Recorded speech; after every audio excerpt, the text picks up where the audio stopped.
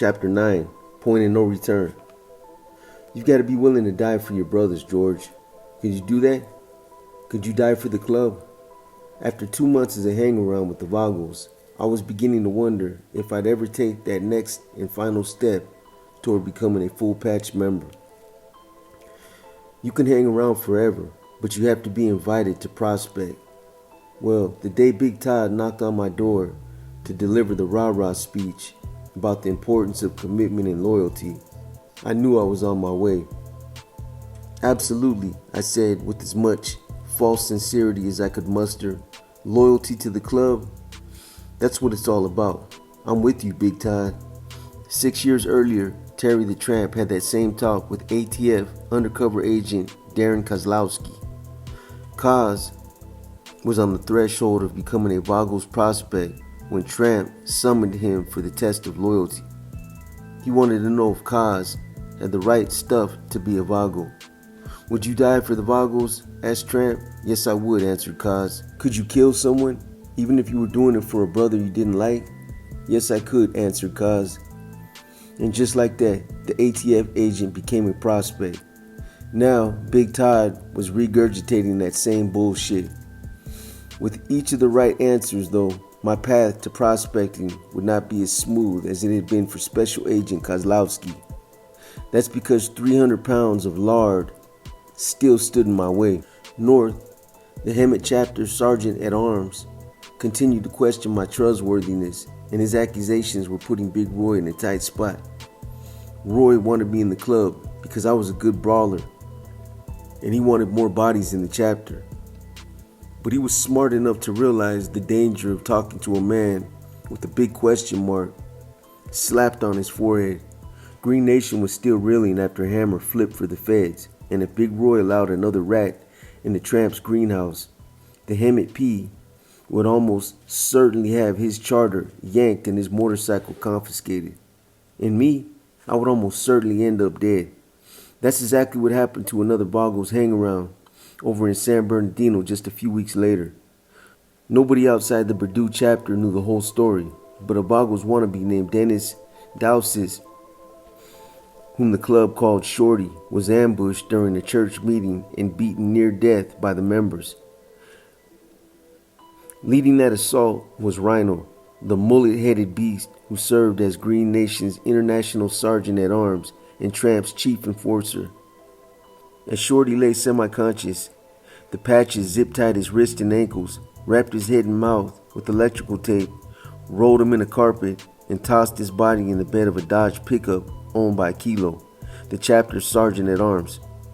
Rhino and Kilo drove east through the San Gorgonio Pass, then north on Highway 62 towards Landers.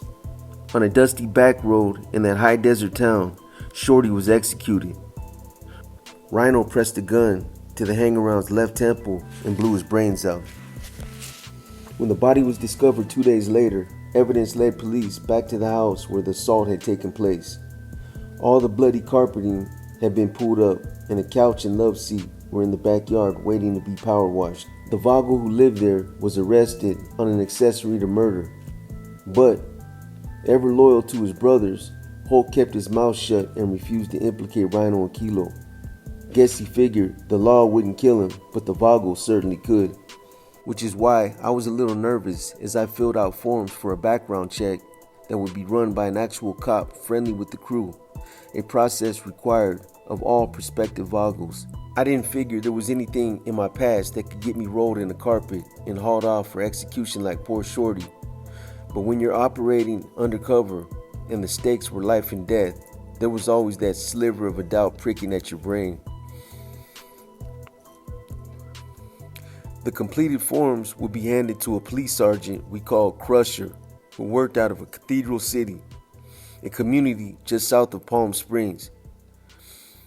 Through law enforcement channels, Crusher would screen prospect applicants for red flags. With the law's help, Terry the Tramp hoped to sniff out informants before they could burrow too deep, and Sergeant Crusher was his most valuable bloodhound. Thanks to Todd's big mouth, I learned the Vagos had several lawmen in their back pocket, a U.S. Border Patrol. Thanks to Todd's big mouth, I learned the Vagos had several lawmen in their back pocket, a U.S. Border Patrol agent living somewhere in Temecula, a San Bernardino deputy who was selling the Vagos guns he should have been destroying, and their background checker in Cathedral City, Sergeant Crusher. According to Todd, Crusher made himself a pretty good living playing both sides of the fence. He knew the locations of Mexican drug houses and when their shipments came in, so it was just a matter of kicking in doors, taking their drugs and money, and splitting the proceeds with the Vagos. This setup was almost foolproof. After all, what Mexican drug dealer, probably an illegal to begin with, would call 911 to report getting ripped off by a cop? Crusher had lobbied hard to ride outlaw with Green Nation, but National had no intention of allowing law enforcement into their ranks, especially Rhino, who detested anyone with a badge. As a compromise, Terry the Tramp put Crusher at the realm of a newly formed support group called the Green Machine.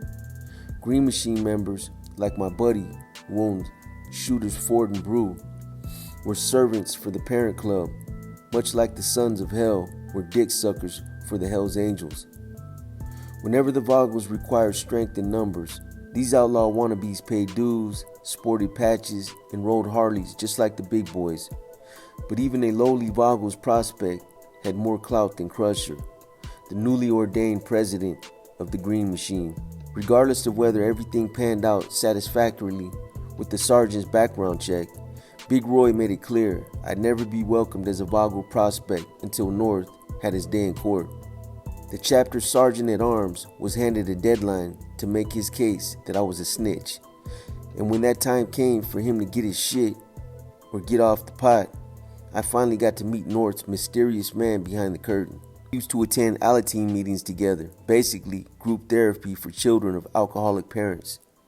My accuser's name was Howard, once a chubby, smart-as-hell student who eventually opened a rubbish removal service in town. Not exactly the line of work you'd expect from a man with an Ivy League future. I met the dude face to face at Johnny's restaurant on a night when most of the Hemet chapter was in attendance. Big Todd suggested we conduct business away from the prying eyes and ears of customers. So I followed him, North, and Howard out the back door and into the parking lot behind Johnny's. Todd wasted no time getting to the point. "So what's the deal?" he said to Howard. "You accuse Big George here of being a rat. Where's the proof?" "I don't need to show you a thing," Howard retorted. "I know what I know."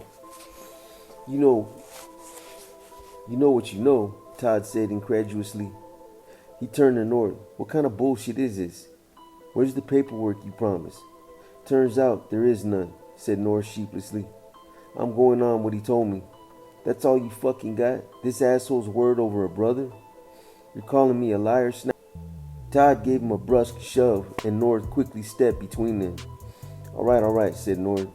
"We're here to talk, so everyone just relax." Todd stabbed his finger at Howard over North's shoulder and barked, "Don't you fucking raise your voice to me, motherfucker." Then he spun towards me. "You better beat the shit out of this fat fuck, George." Surrounded by two-patch Vagos and the hang-around he'd accused of being a rat, my old Alateen buddy looked understandably nervous. "All right, Howard," I said, as calmly as I could. "Why are you spreading shit about me?" "I'm just saying what I heard," he replied with false bravado. "Who'd you hear it from?" I said. "Give me a name." Howard wouldn't say. Either that, or there was never a name. Todd growled at North. "You guys got nothing. This is all bullshit." North didn't disagree. With his key witness crumbling under cross-examination, the sergeant-at-arms had lost his stomach for argument. "Like I said, it's what he told me," North muttered defensively.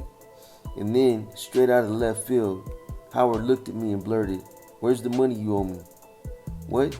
What the fuck are you talking about?" I said. "You never paid me for that 8-ball. So that's what this is about, an unpaid debt that I had no memory of. An 8-ball was 3.5 grams of methamphetamine, which Howard claimed I'd taken years before without paying for it. North had been running with these snitch rumors for weeks, making my life miserable and endangering the mission, all because one fat bastard believed another. I realized how crazy that sounded. "You owe me for that 8-ball. You owe me for that 8 ball, insisted Howard. Whip his ass, Big George.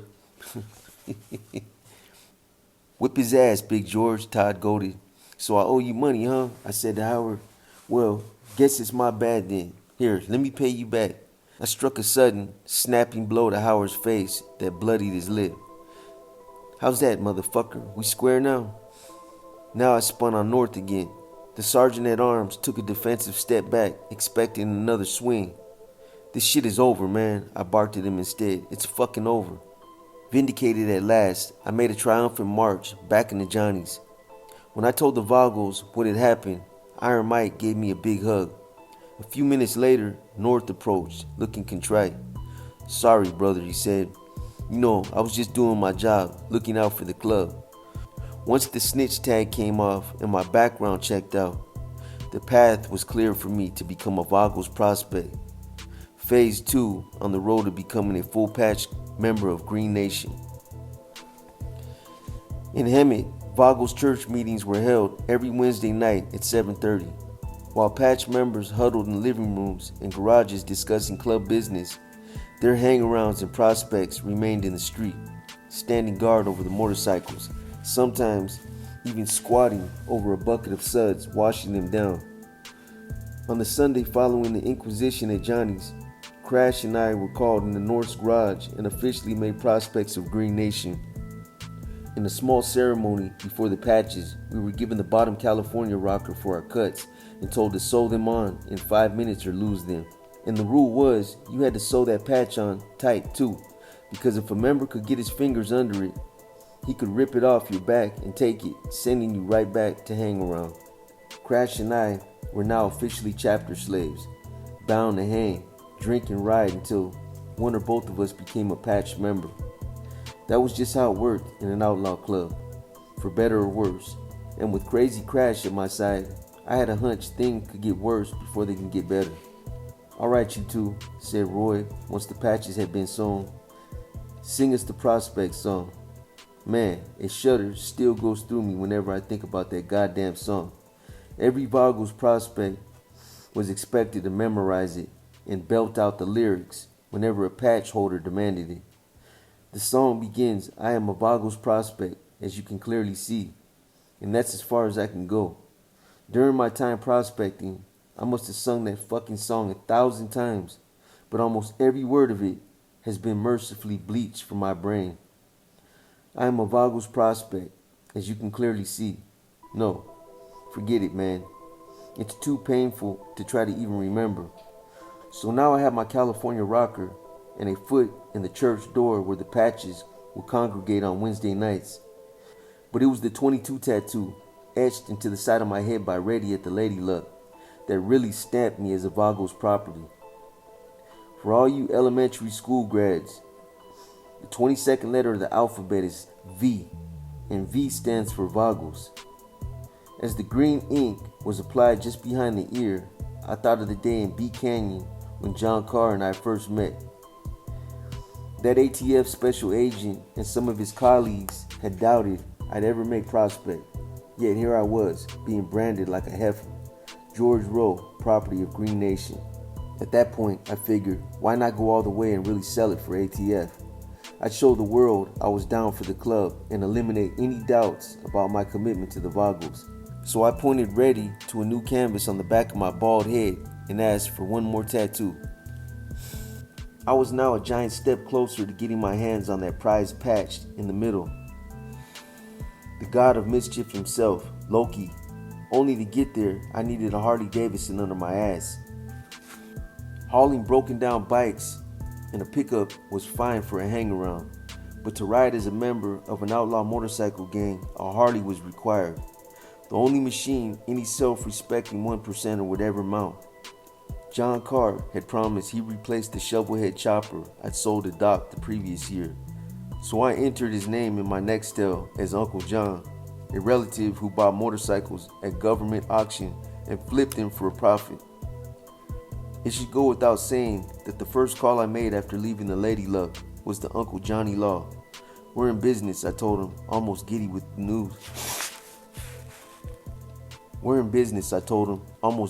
news. You're prospecting?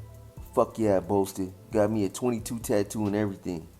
Big step, George. Congratulations. Never mind that. Time for Uncle John to deliver on that hearty he promised. I drove home to Via Vista high on success and anxious to share the news with Jenna. In the few months she'd been living with me, the girl had tried her best to make our little chicken coop a home. She spent a fair amount of time slapping lipstick on that pig, including a picket fence and a little dirt.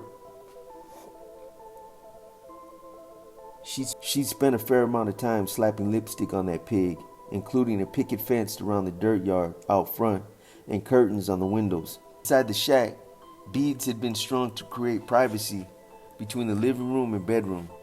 Paintings were mounted on the walls, flowers were tucked in vases, and butterflies were spread all over the fucking place. That girl was a nut for butterflies. Butterfly paintings, butterfly pictures, butterfly plaques, ceramic butterflies, plastic butterflies. It was like the silence of the lambs in that apartment, except with butterflies instead of moths. As I entered the shack, Jenna stepped through the beads. What would you think about me prospecting with the Vogels? I asked her right off, setting her up nicely for a big reveal. I think it would be a really stupid thing to do. She was friendly with some of the Hemet VOLs, Vogel's old ladies, from high school. And she'd known Big Roy and Big Todd before I entered that picture. Knew them well enough, in fact, to decide they were idiots. Well, it's too late now, I told her, turning my head and tapping the freshly minted 22 tattoo behind my ear. Oh my God, you actually did it, said Jenna, unable to hide her disappointment. I never thought you actually do it. And check this out. I turned around and revealed the California rocker on my cut and the big surprise on the back of my head. Tattooed in 2-inch green letters, the word Green Nation. What did you do that for? She groaned. The girl looked at me like a turd that needed flushing. Having a brain in your head is mandatory too, she snapped, then turned and disappeared through the beads. Jenna must have figured her boyfriend had officially joined an idiot nation, but there was nothing I could do about it now. I wasn't about to share my double life with the drug addict.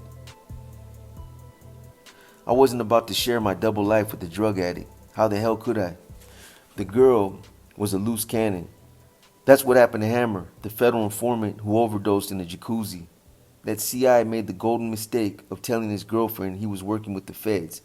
Turns out she was related to someone who knew someone, and when she and Hammer split up, well, hell hath no fury.